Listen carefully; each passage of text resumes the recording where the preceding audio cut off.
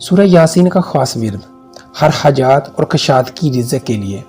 جناب رسول اللہ صلی اللہ علیہ وآلہ وسلم نے فرمایا کہ ہر چیز کا دل ہوتا ہے اور قرآن کا دل یاسین ہے۔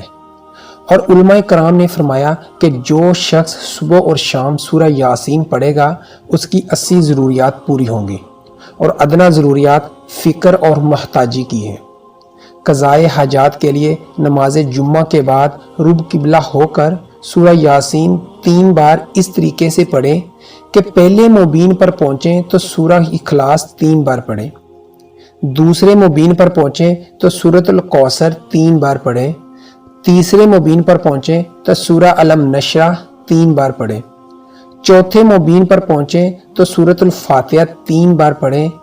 5ویں مبین پر پہنچیں تو آیت الکرسی 3 بار پڑھیں، چھٹے مبین پر آ پہنچیں تو یہ دعا 3 بار پڑھیں،